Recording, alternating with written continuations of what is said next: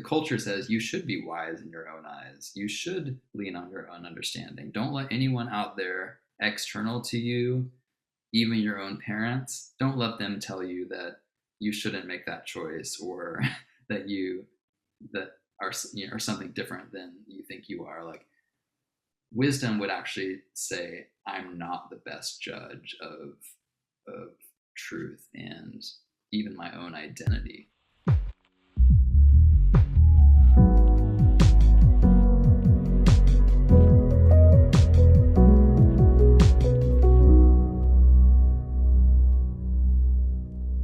Hey guys, welcome to the show. Today I have a very special guest. I guess all my guests are very special, but this one is very special. He's a friend to Brett McCracken, and he is a senior editor for the Gospel Coalition and the author of several books, including Uncomfortable, Hipster Christianity, which came out in 2010, I believe, and Gray Matters. And the book we're going to talk about today is called The Wisdom Pyramid, his most recent book. And the subtitle of this book is Feeding Your Soul in a Post-Truth World.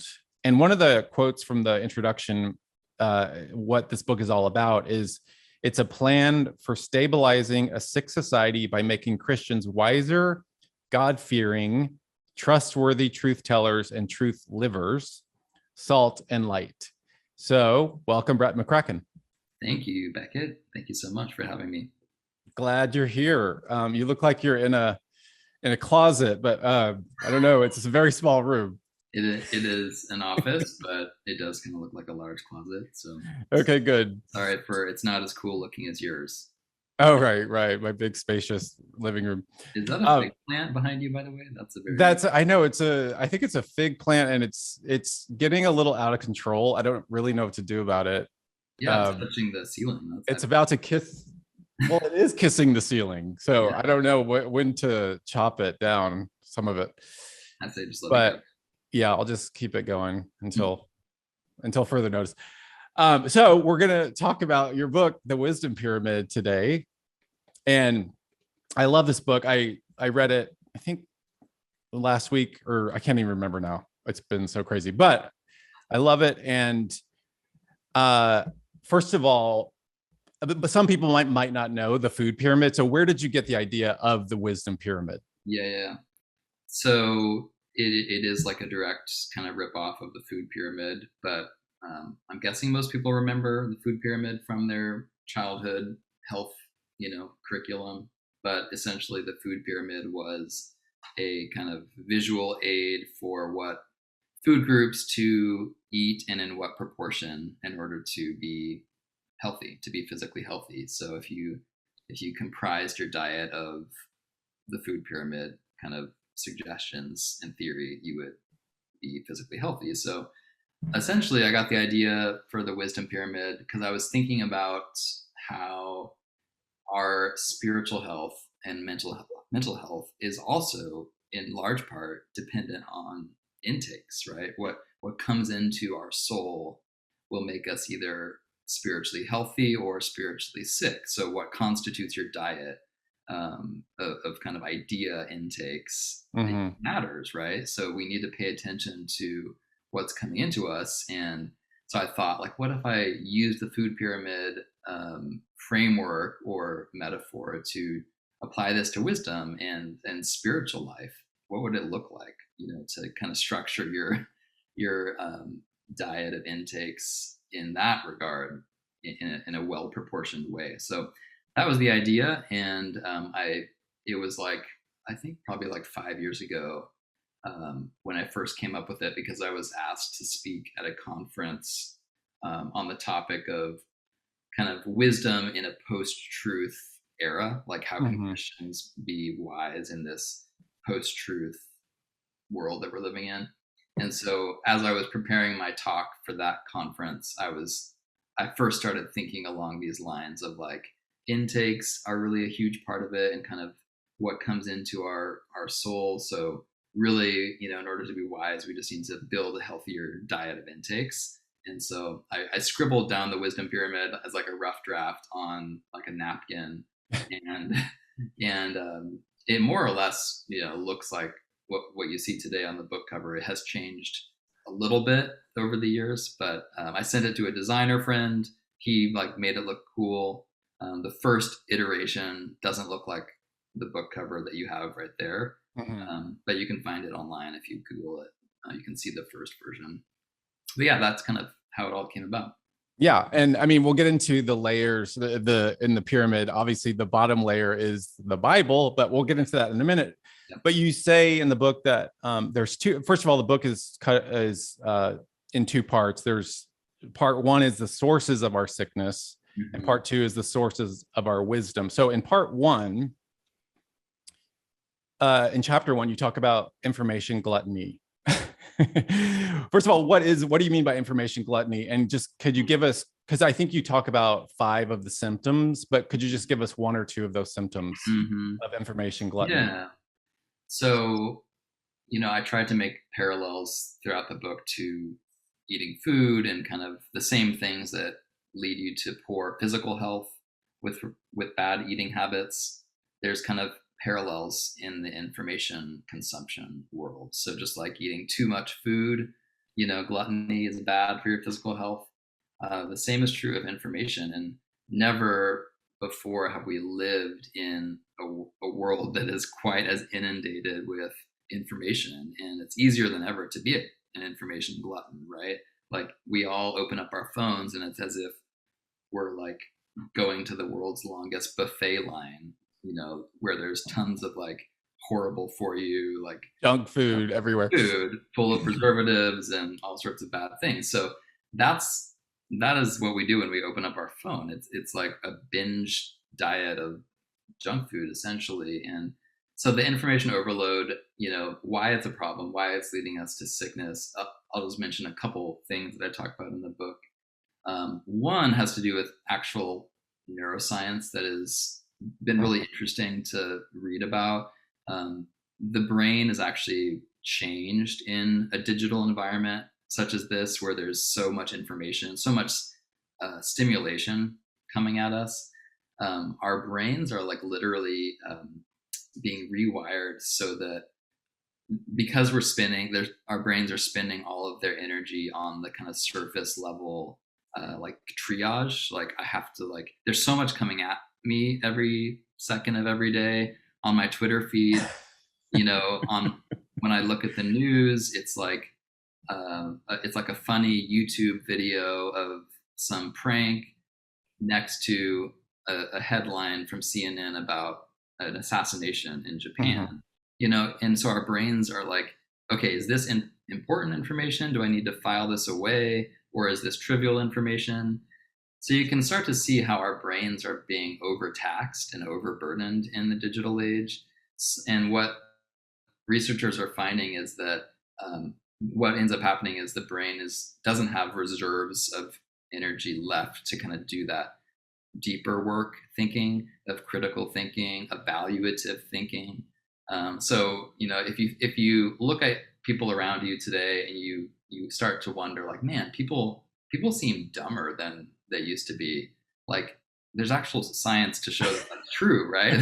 Like people have literally lost the ability to think deeply because our brains are being rewired, reoriented around this information glut that is coming at them all the time. So yeah, I mean, I miss the landline because before cell phones, I don't know if anyone remembers this, but there were actual landlines, and that was kind of like letters and calling someone on the phone were the only ways to communicate. And now it's just like we're all inundated with not just like, there's so many ways for people to access us through text messages, phone calls, DMs, messenger things. And it's so, and emails, and it's so overwhelming. It's just like, it's like as soon as you finish answering a text, you get like a DM or you get, an email, and you're just like, whoa,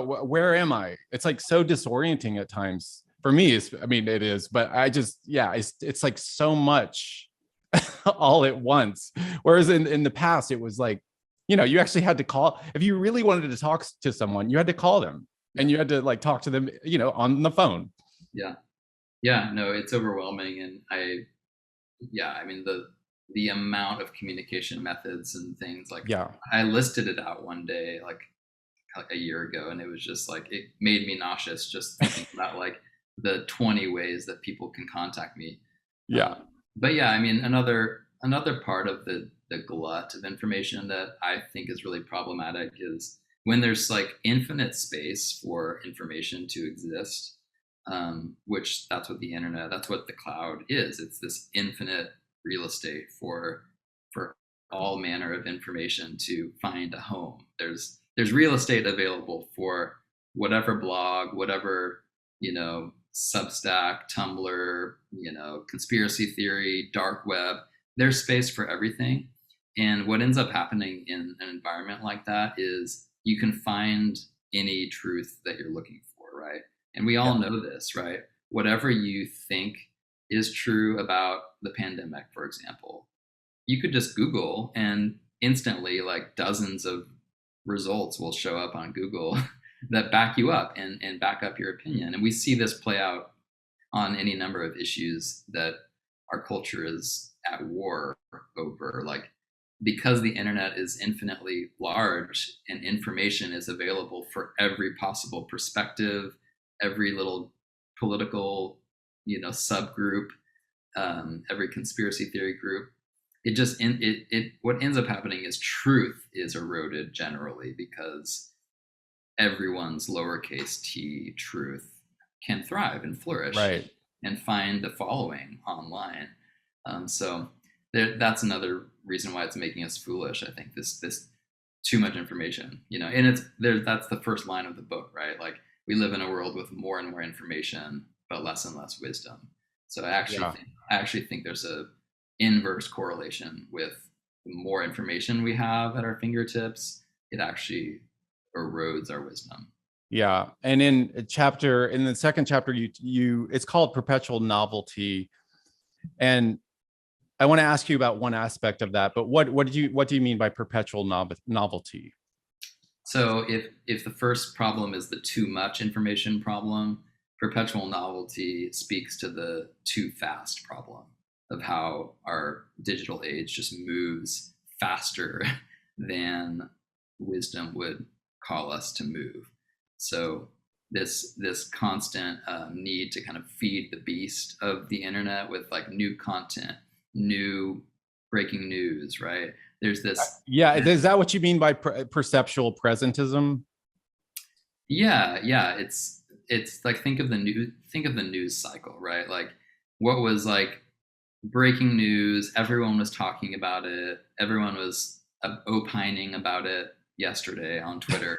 Like, today we can't even remember what that was. We've moved on to something else. Like, it's that perceptual presentism is just the internet's orientation around the now and kind of moving through what's trending now, what's buzzing now, and it ends up being a liability for wisdom, because wisdom is so much about a bigger picture view, right? It's about drawing from the past and being able to look ahead to the future and the downstream consequences.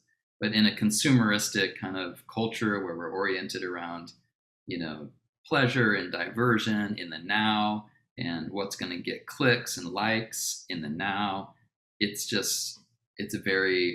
an unwise approach to the world, I think. I know it's tempting to join a monastery. And you I have been tempted more than once. I have a friend actually who goes there. I think there's some monastery in Malibu, and you can go and just kind of sit quietly and stay there for a few days or whatever. And it sounds so tempting to do that. But you get in chapter 3, we're still in the sources of our sickness part. You get into it's called Look Within Autonomy. The idea of follow your heart, do you. So what do you mean by this look within autonomy? And then I'll ask you just a question about this. Yeah, so to use like an eating metaphor, just like eating too much food is bad for you, eating food too fast can be bad for your health. Eating food that only looks good to you, or only eating that which you like to eat, that which tastes good to you, but not necessarily what is nutritious or good for you, that's bad for you, right? And yet in our culture today, both philosophically and I think in the very structure of information in the digital age, it's all about orienting around you and kind of, go with what feels right for you. Like, click on that thing because you want to watch it. That's what you like to watch, right? The Yeah. algorithms, the ever savvier algorithms of social media and Netflix and everything else, they are huge money makers for Silicon Valley because they play into this, right? They figure you out, they Yeah. figure out what you want and what you have a track record of clicking on and being tempted by, and they're ever more kind of sophisticated and feeding you more of what you like. But anyone knows in the realm of eating that if I only had a diet of like the things that I like the most, in my case, chocolate chip cookies and black coffee. If I only ate chocolate chip cookies and black coffee, I would die, right? Like, and, and yet But you die happy at least. I would die happy, right? So with information, it's the same way. We become more foolish to the extent that we are fed this steady stream of content that reinforces our bias, that just kind of agrees with us, that scratches our itches in all the ways we want them to be scratched. And what's really scary and dangerous is that the algorithms that I just talked about, like, are making it so that this is the experience of our digital world. No two people are experiencing the same reality of the world, because everyone's feeds are tailor made for them. And so even like a breaking news experience, like let's use like the latest mass shooting that happened last week. Like, one person will have an opinion about it by virtue of all the things that show up in their Twitter feed that are tailored to their taste. Another person will have a completely different view. Right. And so it's no wonder that we're kind of at an impasse in our culture on so many of these debates, because the different sides are coming at these topics with completely different realities that have been shaped in completely different echo chambers. Mm-hmm. Whereas a generation ago, the world that you and I grew up in, like, there were like 3 news channels and that's it. So more or less, we were all experiencing the world in the same way. Now, were those 3 news channels biased at times in certain directions? I'm sure they were, but at least we had kind of common language to come to discourse, around. Yeah. And that's not the case anymore with this endlessly fragmented, to each their own reality, which again is just a layer that's added on top of the philosophical posture, which has been, in the making for centuries, of this kind of look within yourself epistemology, kind of like what Carl Trueman, I know you've had him on your show, but that, like, what he writes about in The Rise and Triumph of the Modern Self is basically the long, history of truth being something outside of the self to becoming gradually something that we assume is just within ourselves to define as we wish. So that's what the third problem is all about. Yeah. It's like bespoke. I was just thinking of a word for that. It's like bespoke content is what we have now. It's all tailor made to us. Because I remember, when I was a kid, I'm older than you. So when I was a kid, there was the day you got the morning paper, and then there was the evening news, which was only an hour at 6 p.m. Like, that was all the news you got for the day. And now we're inundated with news and media and all that. So it's very rattling. And, obviously we find ourselves, I mean, I do find myself just in the day being kind of agitated, and I don't know why. And then I stop and reflect on it. I'm like, wait a minute, it's because I've been looking at the news all day, and it's just, And I've realized like 99% of the news is gossip. Yeah. Like, why do I need to know about a building that fell down in Louisiana? Like, what does that have to do with anything? And that just gives me anxiety for no reason. Right. It's like unnecessary stress and anxiety. Yeah. I mean, it's no wonder that anxiety levels are rising. Yeah. uh, in Yeah. And society, because we're all like exposed to way more bad news than any generation of humans ever were exposed to. and in this chapter, you have a section called "The Depressing Dead End of Your Truth." What talk about that? Talk about that a little bit. Yeah. Yeah, I mean, we hear this phrase like bandied about in our culture, like live your truth, your truth, my truth, whatever. And even though it's kind of a cute like saying that looks nice on a coffee mug, in reality, it doesn't, like logically, it doesn't work. And I, like an example that I use sometimes when I'm talking about this is, think about like traffic laws. Like if we applied this kind of your truth, my truth approach to life to like traffic laws, like it would be chaos, because I could say like my truth is red means go, and green means stop. Your truth can be the opposite, but it wouldn't work. There would be crashes and collisions and death and mayhem.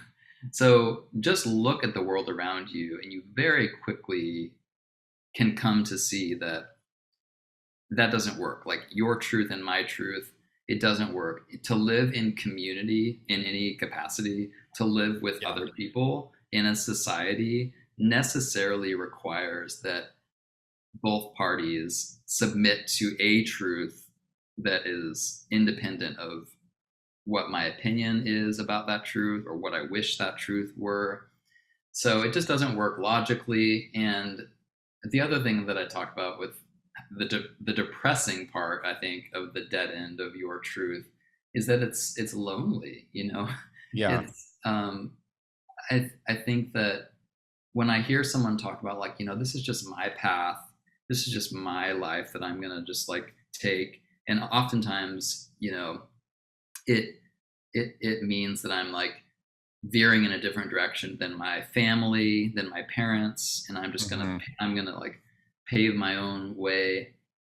What ends up happening is you isolate yourself increasingly from others, because if what matters most is my heart and where it leads me to go, how can you ever meaningfully connect with another person? Like, because meaningful connection in community requires, as I said, it requires the humility to submit to something that maybe isn't your preference or isn't where your heart is leading. Yeah. But for the sake of the other, you're willing to set aside your preferences. So it's just an isolating thing, and you become burdened by this existential weight of like, wow, like if my life really is mine to construct entirely, with everyone else's opinions not really mattering, even my closest family, then it just, it curves in on itself, right? Your world just becomes ever smaller,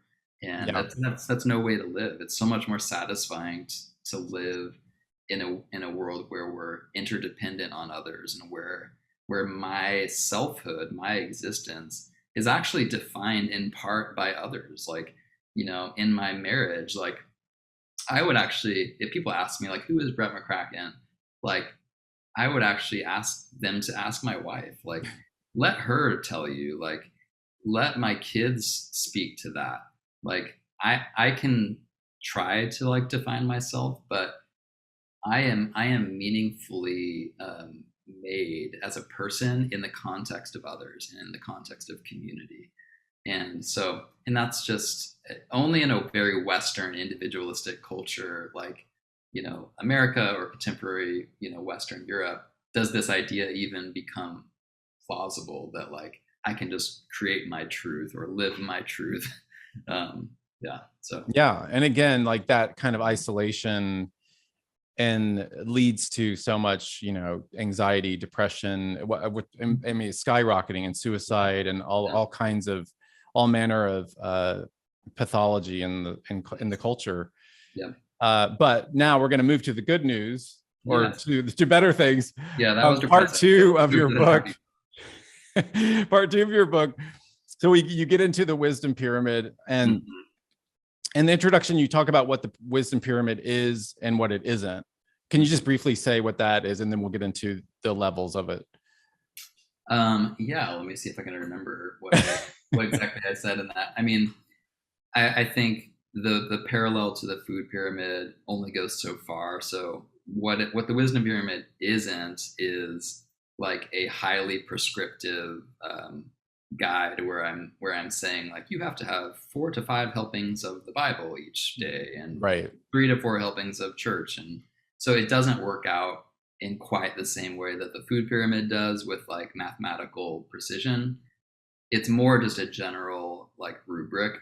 Yeah. It's kind of like a visual that you should look at it and be reminded, oh, okay, yeah, that's right. Like a wise life looks something like that, where my proportions are oriented more around the things of God and less around my smartphone, you know.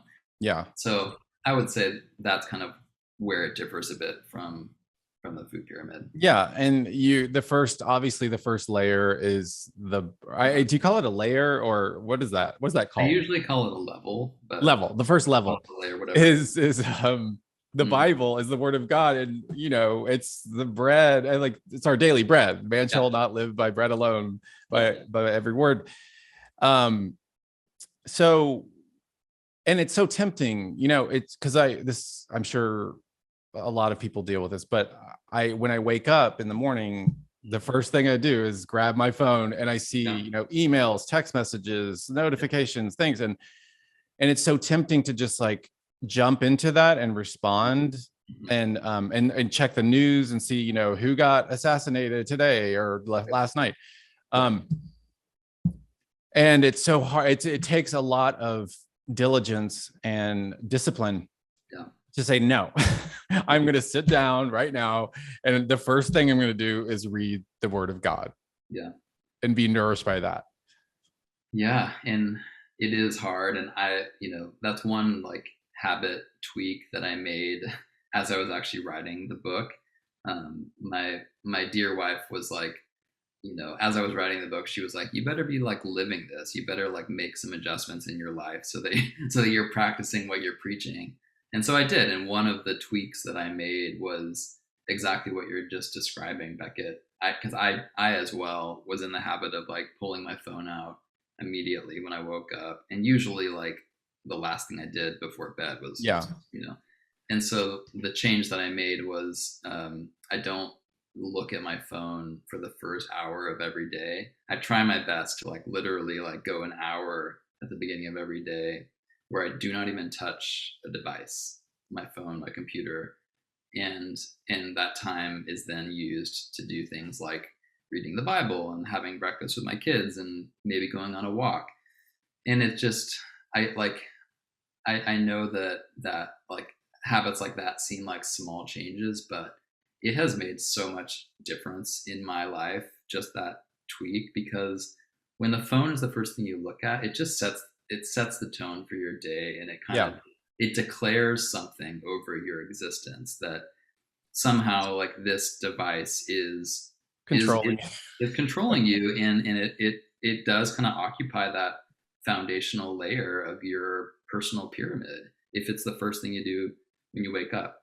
And so to just like push it away for an hour has felt really freeing, and it actually has given a jump start to my like devotional life and prayer life and things like that. So I would highly recommend that, because reading the Bible, let's be honest, it's not easy to like get in the habit of doing. Mm-hmm. It's not easy even even if you're not distracted by technology. It's a hard habit because it's such a old book to us, and it's difficult to understand, and culturally it's far away from our current context. So it's already challenging. But so whatever you can do to kind of at least remove distractions and carve out some space to do it is important, I think. Yeah, I think of Dick Lucas. He once said, I always quote this. He once said, "Well, either giving into the pressure of the world or the pressure of the world word." And it's true. It's like if you're not kind of saturated in the word, or you're the world. We're never in neutral. We're never just kind of floating in neutral. We're being shaped by the world or by the word, and so that it's so crucial to be in the word as much as And possible. And I'm preaching to myself while I'm and saying that. I often remind people, like, there's creative ways to do this. Like, it doesn't always have to look like pull out your leather bound Bible and Oh like, yeah, I listen to audio Bible while I'm doing the yeah, dishes. like Like, listen to the audio Bible. Like, instead of filling your soul with, cable news political talk shows when you're doing the dishes or when you're driving in the car, like put on the audio Bible, or even like music that is like inspired by the Bible, or like one of my current obsessions musically is like finding really quality Christian music that essentially just takes verses of the Bible and puts it to music. Like there's a great artist named Will Carlisle who he just came out with an EP that takes four scriptures and puts them to song, and it's stuff like that that like for me it's so helpful because it's you're totally right. Like every minute of our day, our soul is either being formed by the world or by the word. And mhm. so take every opportunity you can to be shaped by the word, whether it's music that you're listening to that's inspired by the word of God, or church, or listening to sermons that are, Yeah. unpacking the word of God. So there's lots of ways to do it, but just find opportunities to look to the word for nourishment. Yeah, and speaking of church, that's the next level in the pyramid. And we live in this obviously individualistic age, and I have friends who say, I don't need to go. Why do I need to go to a local church? I don't. I just It's just me and God, and Yeah. that whole, it's very common in our culture now. And um what would you say? I mean, you say a lot in the chapter on the church, but you talk about the wisdom of community in this individualistic age. Yes. Just kind of talk about that briefly. Yeah, I think that's the big piece. It goes back to that third problem that we talked about, the look within yourself kind of epistemology, where it's kind of like isolate yourself from the community around you and just kind of go with what where Yeah. your heart leads. Like if that is a major source of foolishness for us, then it stands to reason that wisdom can be gained by doing the opposite, by actually leaning into the wisdom of community and submitting yourself to the input and the wisdom of others. And I think that's what the local church is. It's a gift that God gives us for our wisdom, for our spiritual formation, because it's hard to grow as a lone wolf. Anyone who has tried to like do anything, like even like fitness, like trying to like Yeah. get in shape, it's hard to do that alone. Like Yeah. you have to do that in community. It's why like team sports are helpful, because you're all out there on the field practicing together. So we grow in life necessarily, I think, in community. And so it's just bogus to say, like, I can just have my own spirituality as a solo, okay, like, you're never going to grow that way. Like, you're just going to you're going to live life as you see fit. And maybe you'll like sprinkle a little bit of Jesus on top as it suits you. But if you submit yourself to community, you're really going to open yourself up to true transformation and true growth. And one other thing that is great about the church is, if the Bible is the most important source of wisdom as the direct revelation of God, Mhm. and yet, as I said, it's hard to understand sometimes, and sometimes we're like, what? I don't understand what is going on in this verse. Like, I don't understand what's happening here. Well, that's where the gift of a church community can really help as an interpretive community of God's word. And Yeah. that's what the church has been for 2,000 years. Essentially, it's an interpretive community of the Word of God, where where collectively you're trying to understand what is God saying to us and how does that apply in all these different areas of day-to-day life. So Yeah, and the writer of Dick, I'm going to quote Dick Lucas again. I just thought of this, but he did a lecture series in Hebrews, and he talks about, you know, the verse, exhort one another daily, and he says, dear Christian, did you know what this writer say? We cannot go 24 hours as Christians without being exhorted. Isn't that striking? So it's like we need, I mean, we need that community to say, hey, you know, I've noticed, not just to encourage and edify us, but also to exhort us and say, hey, I've noticed like you're, you know, you've been doing such and such, and I'm a little concerned. And you need that community to like say, oh, wow, I didn't even realize I was going astray and kind of going off the path. So the church is vital. You talk about, I mean, the Chris Pratt, Ellen Page story you mentioned in this chapter. Yeah, that's timely all of a sudden. And how that betrays the times we live in. Can you talk about that a little bit? Yeah, I mean, so I'm trying to remember exactly what I said, but I think I was referencing like Chris Pratt in his, you know, he's often accused of like being associated with churches that have anti-LGBT stances. Right. And his response, you know, Chris Pratt being Chris Pratt, he's Mr. Nice Guy, and he wants everyone to like him, and he wants to be a people pleaser. He essentially disassociates himself from the church and says like, well, even if I went there, or even if I go there every now and then, like, it's like my faith is my faith, and I'm not bound to the church. And it bugs me because that is just the way of the world, right? That's just that's essentially just this your truth approach. Like, and the your truth mindset is very infiltrated in Christianity, right? It's the spiritual but not religious, you know, idea that like I don't need an institutional church to define my relationship with Jesus and how I interpret certain passages of the Bible. Like, I don't need a church to like weigh in on that. My opinion is my opinion. Right. That's just, it's not, I can see how that helps you in PR in terms of like avoiding association with institutions like the church, which have baggage a lot of times culturally, but it's not going to work out for you in your spiritual life to just kind of always choose yourself and your view over the communal confession. So wise. And then the next level is nature. And it's funny because not that this is necessarily nature, but I think starting a couple of years ago, I guess during the pandemic, I started driving to Beverly Hills, which is like 10 minutes from where I live, and going on a daily walk.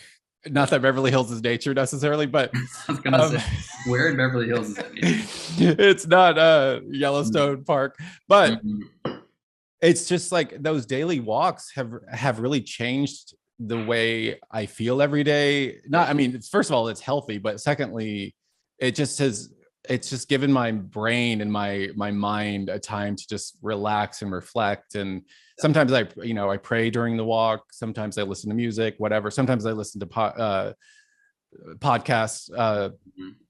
Michael Heiser. I sometimes listen to Michael Heiser podcasts, but yeah, talk about, you say in one part of this chapter, you say that nature is a source of wisdom. Talk about that a little bit. Yeah, so I think the big idea in terms of why nature can be a source of wisdom for us is that, you know, wisdom is from God. God is the arbiter, the standard, the giver of wisdom. And that's why his special revelation in the Bible is the first level. That's why it's the most important. It's why the church, which is God's institution that he founded, it's his community. that's why that is a source of wisdom. And it's also why nature is the third most valuable source of wisdom, because nature is God's creation. It's his handiwork.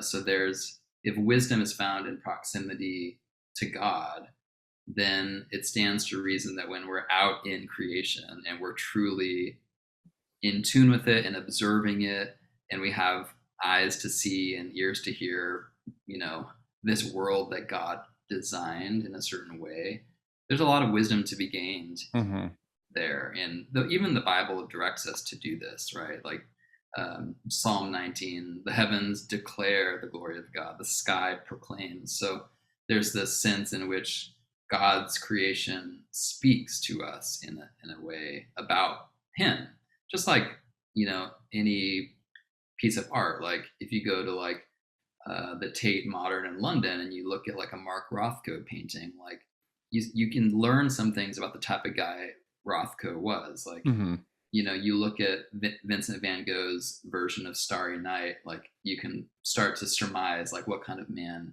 Van Gogh was. And the same is true of God's masterpiece, this world that he created. Yeah.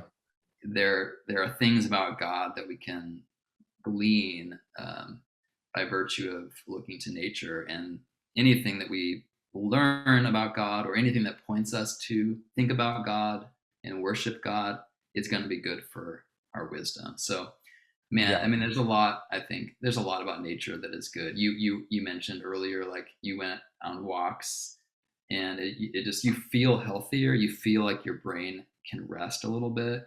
And I think that connects to what I was saying earlier about our brains are just so exhausted and overstimulated. And that leads us to foolishness because there's no room in our brain to think deeply. I mean, this is why people, whenever someone needs to like make a big life decision or really contemplate something, what do? They go on a walk, or they like go to a cabin in the woods for a few days. Like, I think humans intuitively know that like being in nature is kind of being in your rightful place in a sense as a created being, like being in creation. Something just feels right about that, and you gain clarity, and your soul kind of starts to sync up and fire on all cylinders when you're in nature. So, but the problem is we live in a digital age where we're filling every moment of our lives with more and more mediation and content, and half the time when you're walking down the street in a beautiful part of the world like Southern California where you and I live, what are people doing? They're just like they're buried in their phone, and there's like hummingbirds around them and beautiful trees and the sun and the ocean.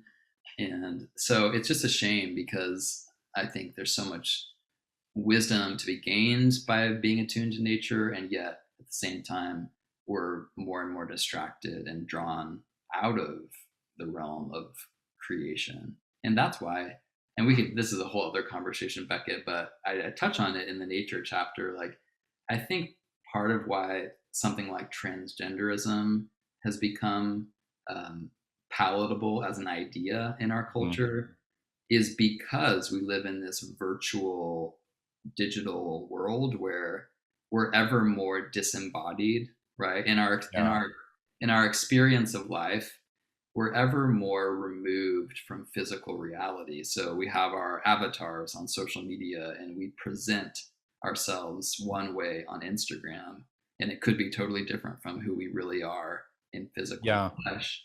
And so this disconnect that the digital age has cultivated between the material world, God's creation, and this ethereal realm of how we express ourselves or our personhood, only in a world like that, where we've started to distance ourselves from the physical world, including our own physical bodies, only in that world can we start to have these crazy ideas about like transgenderism and like transhumanism, transracial, like everything, like, like as if our personhood has no connection to our biology, or this thing that I'm touching, like my personhood doesn't have anything to do with that. Like, that's a strange idea.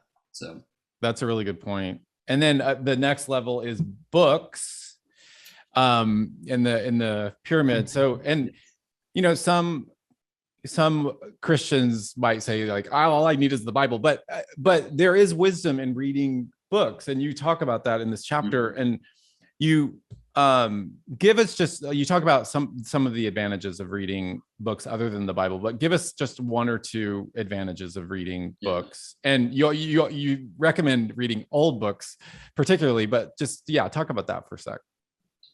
Yeah, I mean, there's a lot of benefits to it. I mean, the one thing that I think is helpful to is not only the content of books, but the form of books, Mm-hmm.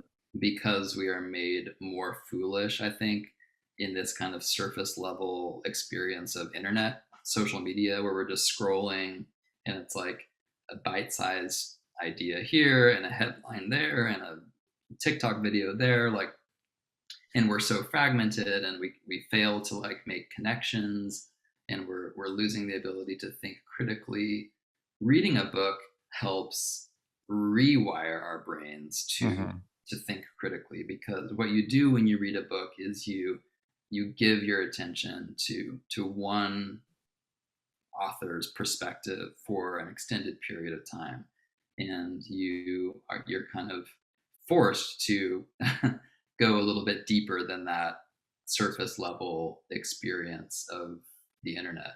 And so I just think, in some ways I want to just tell people, like, read any book, like Yeah. just read books, because just the very act of going deeper is helping your brain to think critically. But beyond that, I mean, there's just so much value in learning to engage with other people's arguments. And that doesn't mean you agree with them. And that's one thing I want to tell Christians who are maybe afraid of, like, do I really want to like expose my heart to a book written by a non-Christian, or even like a book written by an atheist? Like, is that wise? And I actually think that we need to get out of that mentality of like fear and embrace the challenge, but like the richness of learning how to read a book where on one page you might like underline something and say like, yes, that's good, and on the next page you might like put a big X through it and write like no in the margins, and that's okay, right? Like, that's what being a critical thinker is. It's the ability to like entertain a thought without assenting to every aspect of it. And so even in my own writing, like I tell people, like, when you're reading the wisdom pyramid, I hope that there's like some aspects of it that you would challenge or like write a question mark by, because you're not quite sold on it. Like, what I don't want is people to read books and be like 100%, like everything in this book is completely true and good. Like, that's not true of any book except for the Bible, right? Because every book that has ever been written has been written by a fallible human. Except Pilgrim's Progress. Okay, maybe Pilgrim's Progress is infallible, but anyway. So I think the books help with critical thinking. That's the long and the short of it. Yeah. And then the next level is beauty. And you kind of referenced this before, but there's beauty is so nourishing to the soul. And whether it's a cathedral in Rome, or a painting at the Tate, or just nature, beauty really just like takes us out of ourselves, and it nourishes us. And you talk about how beauty helps us rest. Mm-hmm. Talk about that for a sec. Mm-hmm. Yeah, I mean, I think rest is actually like a theme that surprised me when I was writing this book. That it kept coming up as like a source of wisdom, in contrast to this like always on digital world where we're like hyper productive. We have to optimize every moment. We have to like do, fill every moment with content. I have to pull out my phone, do something on my phone in the 10 seconds that I'm sitting at a stoplight, because I have to be that productive. Like, I actually think that kind of posture of like thinking that my existence needs to be justified by like doing things all the time is actually the source of foolishness, because it can start to delude us into thinking we are like God, right? Right. Whereas being aware of your limitations and humbling yourself to like recognize that I need to rest, I need to sleep, I need to slow down. Like it's okay to not be productive all the time. Like Hmm. that's actually deeply helpful for our wisdom, because again, we're wise insofar as we're oriented around God and aware of God and looking to God more than to ourselves. And so I think rest just speaks to our dependency on God. And I think beauty, in my experience, really helps us slow down. And in order to really like appreciate something beautiful, you have to like slow down, you have to focus, you have to like focus your attention on this painting or this film or this symphony that you're listening Yeah. to. It heightens your senses in an overstimulated world where our senses are just like are inundated to the point of being numb. Like we need beauty to kind of re-sensitize us and re-enchant us. And it's significant that God himself, right, after he created the world, he saw that it was very good, and he had the Sabbath right after that. And we have the Sabbath too. We have this day of rest where I think it's good to just rest in the abundance of God's world, of his creation, enjoy beautiful things, sit down and have a long, beautiful meal. Don't rush to the next thing. Hmm. There's so much wisdom in that. And so beauty is essential in our diet, and we need to make time for it. And I think that even in some ways, like we approach beauty as a consumer, where we're like, I need to binge watch this show on Netflix that I've been meaning to watch, and then I'm going to move on to this thing on Amazon Prime, and then I've been meaning to listen to this album on Spotify. That's not a good approach to beauty, because then it's just Yeah. more disposable content. But if you truly like take the time to like sink your teeth into like something and savor it, I think there's a lot of nourishment to be had. Yeah. And the penultimate chapter is on internet and social media. And I have a ambivalent hate relationship in social media. No, I mean, I sometimes, I say this sometimes that, social media is one of Satan's masterpieces, but you don't throw the baby out with the bathwater. Yeah. You talk about in chapter 9 the 5 habits of cultivating wisdom online. What is just one or two of those habits? Yeah, I mean, I think slowing down is a good thing. To go back to like the speed of things on the internet is so conducive to foolishness. We oftentimes have to like backtrack something that we tweet, for example, before we have given proper thought to whether we've formed our opinions well. So I think slowing down in how we engage with the internet that can do a wonder for our wisdom.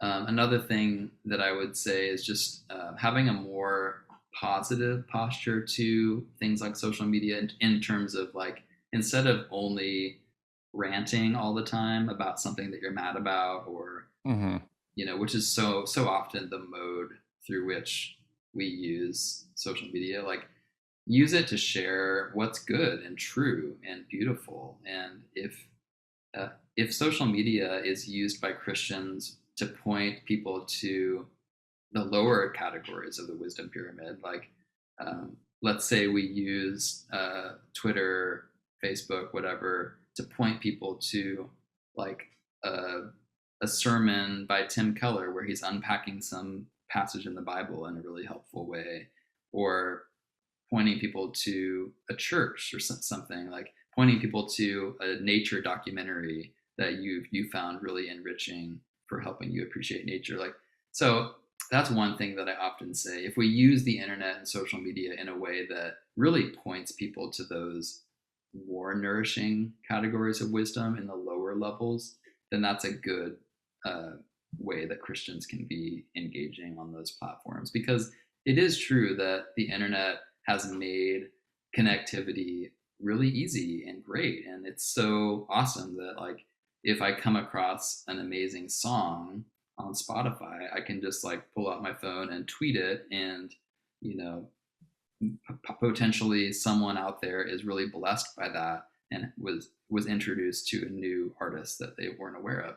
So I think I would love to see Christians like using the internet to share good things and point people to truth, rather than just adding to the noise of constant clamor and anger and rage, which Yeah. I feel like a lot of Christians just fall into that trap, where they're just like bickering on Twitter all day and infighting, and yeah. Yeah. And so and then the last chapter is called What Wisdom Looks Like. And you talk about 3 marks of wisdom. Can you just give us one example of a mark of wisdom? Yeah, I think the one that I'll mention is humility.